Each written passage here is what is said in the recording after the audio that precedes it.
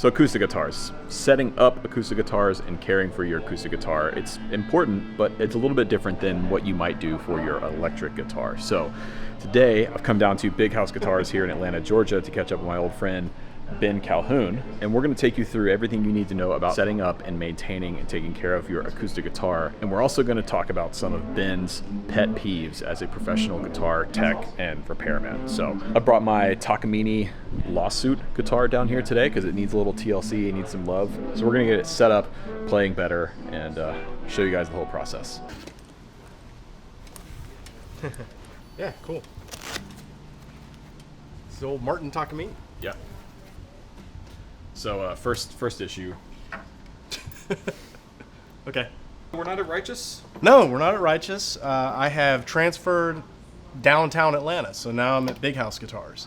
And it's great. It's a cool vibe. The store it's very different, but I love it. The vibe is cool. It reminds me of like old school music stores, which I really like. Yeah. It was time for a change. You know, I've been there 9 years, so it was time. Yeah. And I'm happy I did it.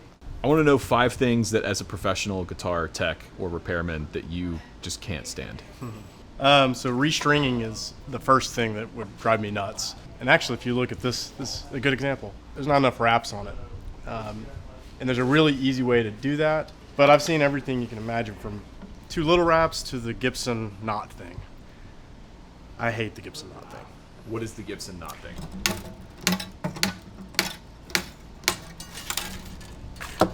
Okay, so this is how you want it to be, right? So you can just go like that. Right. So that's correct. It's better, yeah. Okay, now we're about to do incorrect. At least just do one string incorrect. I'll do one string. This is for you, man, because you know how I feel about this. That. I hate that. So the way to do it, just pull your string tight, grab it here, pull back 1 fret, bend it up, and you're done. Wind it up. So from there, hold it. And the reason I'm holding it is, if you notice, the wind is going to go underneath like that. See?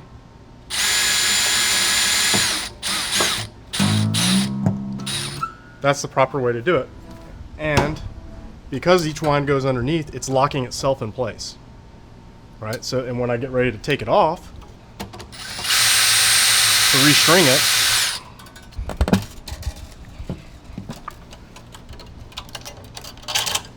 comes right out. and I'm done. So because each string's diameter is slightly smaller, you'll get a little bit more wrap on each string, which will lock it in place. And the thing I go for is 3 wraps on the wound strings, 4 wraps on the non-wound. That's always what I go for. Sure. But if you pull it back 1 fret, it'll do it for you. You don't even have to think about it. My method has always been pull it straight through, measure up just past the next tuning key, clip it, and then send it through. Yep. Pretty close, right? Very close. The reason I don't clip them before I tune them is just in case it does slip out. Because once it's crimped and there, it's going to be hard to... It slips out and then you can't get it back in. You're like holding it and janking around.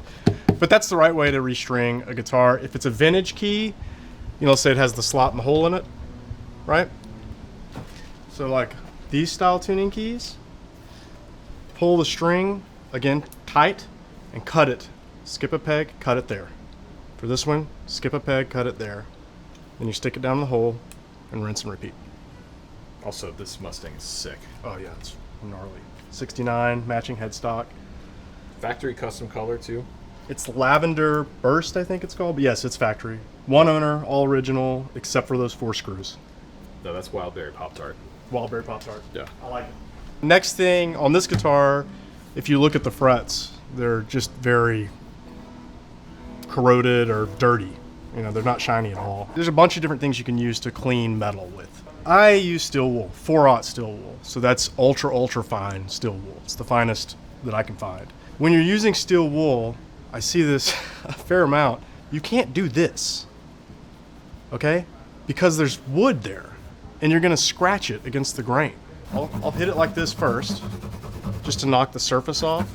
And I would recommend taping around that if you're doing this at home. Tape pickups too, yeah, on electric, so you don't get the little filings on it. But I mean, you can see already it's a lot better. The next thing I do, if you're gonna go sideways, which you should go sideways too, because that's where the string bends, right? but guard the fingerboard with something. These are so cheap too. They're so cheap. But then you can throw that on there and look at the difference between that fret and that fret. Yeah, nice. And that protects the fingerboard from getting scratched up. So the next thing that drives me nuts, they'll do this, you know, the whole fingerboard, like sit there and just work it in, and then like go to lunch, you know, and come back.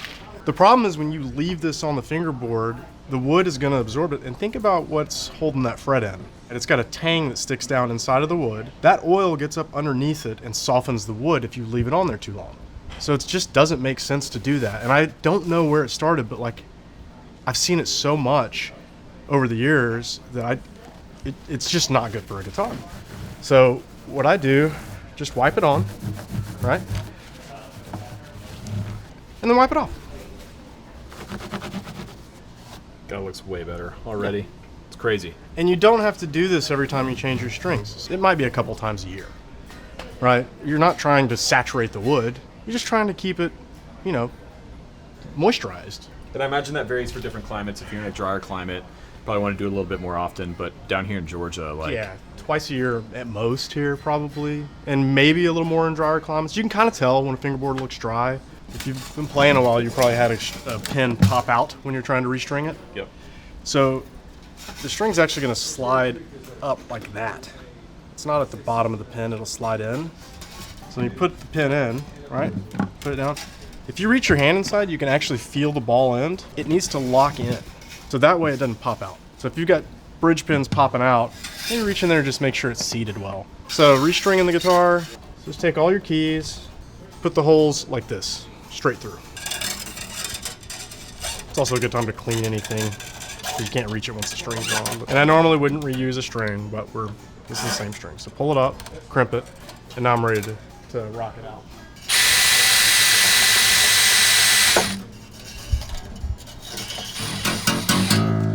See that? Yep. Wasn't settled yet. And then you can cut this bad boy off. And you can cut it right up against the post. Over the years, and to this day, I get people that go, I want my neck dead flat. Doesn't work. Why doesn't it work? Because you have to have some clearance, otherwise you're just metal on metal, right, on the next fret. It's just going to rattle. So you need some amount of clearance, otherwise the guitar's going to sound pretty poor. You can get away with pretty dang straight, but really it's not really negotiable to me. The way that you can measure your relief, there's a whole bunch of different ways. But a couple of them that are really easy that anybody could do. Take you a capo, put it on the first fret. Once the guitar's in tune, right? Everything's in tune, it's ready to rock. Hold the guitar in playing position, right? And then you can either press from the last fret, I like to do from the 12th fret, okay? And the amount of relief, we're gonna be able to see it because I've just made this string, by pushing down here and here, that string's gonna go in a straight line. So I can see the amount of curvature in the neck just by tapping the string. So I can see that there is some curvature here. I press at the 12th fret, I measure at the 6th, and it's always between 4 and 7 thousandths of an inch. Go to AutoZone and buy yourself a set of feeler gauges. It's gonna be 0.05 on there. So I can tell right now, it's a little too much relief in this neck. I want it a little straighter. So, see how it moves still? And again, 0.005 is your goal, but 0.06 works too. So that tells me that there's still movement. Neck needs to be tightened a little bit to pull it back a little bit more, and that'll give the guitar proper relief. There is not really a scenario where that's negotiable, contrary to what a lot of people think. You know, I used to hear like blues players wanted more relief so they could bend up under. It's not the relief that was doing that for them, it was the action. Metal players might want the neck, you know, dead flat. It really can't be dead flat. It has to have a little bit of relief. The lower the action is, the less relief you'll have. But again, 4 to 7 thousandths is pretty much always right on. Just the truss rod. Mm-hmm. Oh, here's another note. Don't be afraid of the truss rod. You're going to know before you break it. It's not going to be like, oh no, I accidentally broke it. So, like, it's tight, right? That's probably all it took. Once you've done the adjustment, grab the head of the guitar and just wiggle it back and forth to settle that rod in. Then you're able to measure it. Just a hair more, and we'll be good to go. Oh, this does nothing for you. What, sliding the neck down that way? Yeah. What do you mean? I do that all the time. Do you? Yeah. You know what you're looking at? The binding. And No, the no, no, fingerboard. I'm looking at the frets going down, and I'm trying to line it up. All right, why? Hold on. That's hold on. I'll tell you why. I've been doing this for years. I'll tell you Ben. why. I'll tell you why. Okay. I'm holding the guitar like this. Right. I'm not supporting the body. Okay. The neck is going to be further relieved than it would be if I was holding it in playing position. Okay, but what if I was holding the body, hypothetically speaking? Hypothetically speaking, I hope your eyes are incredibly well because you'll play tricks on you. You'll a lot of times see the fingerboard and not the frets. So that's why you do this, because that shows you the actual plane of the frets. The fingerboard could, in theory, be like this, and the frets could be leveled like that. Hey, you can look down the neck if you want to. I'm just telling you it's less accurate, and your eyes will play tricks on you. I just did that in a video we shot like 2 days ago. I was like, yeah, this is how you want to do it. You just want to sight down the neck. And Okay, if you look down this neck, does it not look dead straight to you? okay, let me see if I can get this on camera. Hold on. I mean, it looks pretty straight. But it's not. It has curvature. Okay, right. so your relief's good now. All right, so I won't do that anymore. I won't I mean, just you look, you do what you want to do, but if you want to set the relief properly, this is a better way to do it. Because the string is going to make a straight line no matter what the neck does. Okay. Right, so you'll always be able to see.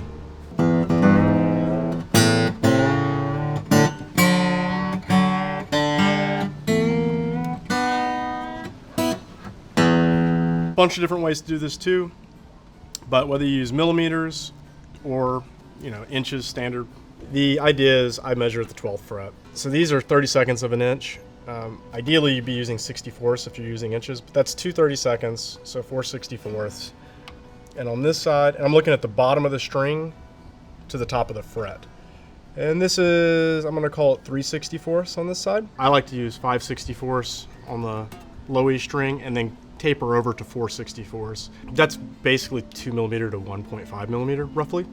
But that's how you want to measure your action. So the action on this is a little bit low. My personal guitars, I go 4 64ths straight across, or 2 32nds straight across. I haven't really met anybody who didn't like that. You do have to be aware on an electric that it probably will buzz a little bit unplugged. To me, that doesn't matter at all. If it does buzz a little bit and that does bother you, raise it up. Did a whole video on that. We did. Yep. Yeah. We talked about intonation too and how it can't be perfect, but I think it's important for people to have a better way to set their own intonation, because anybody can do it. It's not, again, you're not going to mess anything up.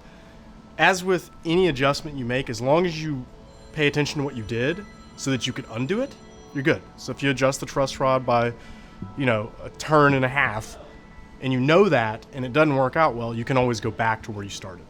Same thing goes with intonation and action, everything else. As long as you track yourself, anybody can play with this stuff. You're not going to hurt anything.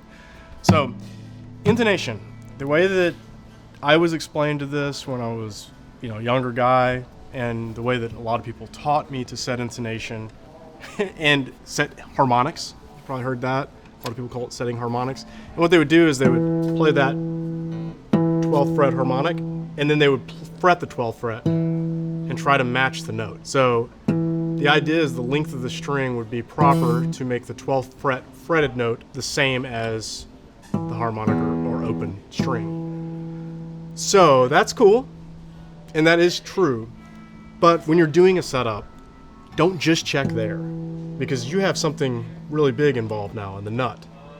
There could be an issue with the nut that causes this whole thing not to work out as well as you would hope. I would recommend you try the 3rd fret, 15th fret, 5th fret, 17th fret, and open and 12th fret. And the reason is you're never going to get all of them perfect, but you split the difference between those, and now your neck will play in tune all the way up.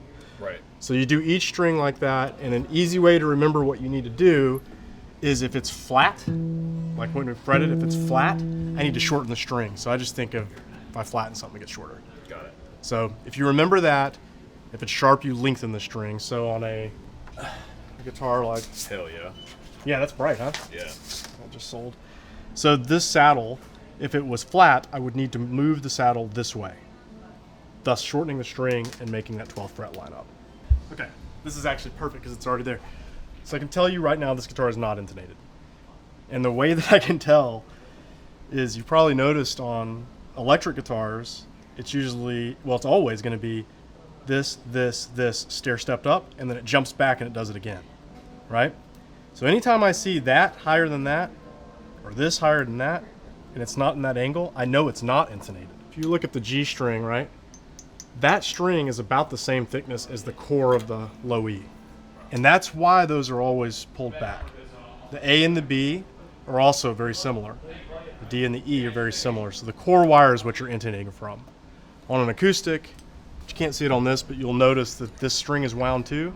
And that's why on an acoustic, it'll go forward like that and then back for the last two. So you can see it, you can physically see how it works. And there are zero exceptions to this rule. So it doesn't matter what you think or what you've heard, it will always have that pattern. And the reason is because it's physics. There is no magic here. So no guitar actually intonates differently than another unless there's something wrong up here. That's it. Thanks to Ben, as always, for joining me in today's video. Like I said, he's down at Big House Guitars in Atlanta now, no longer at Righteous. So come see him down here at Big House. I'll have all of their information and address and everything like that linked in the description box down below. This is a really great shop here in Atlanta, Georgia. So come check them out. I'll also have some affiliate links in the description box down below to some of the tools and some of the things that Ben was using today that you can use to set up your guitar, like those fretboard protection strips, as well as some of the other things that he was using in today's video. Don't forget to subscribe, leave a like down below if you enjoyed today's video. It really helps me out, and catch you guys on the next one.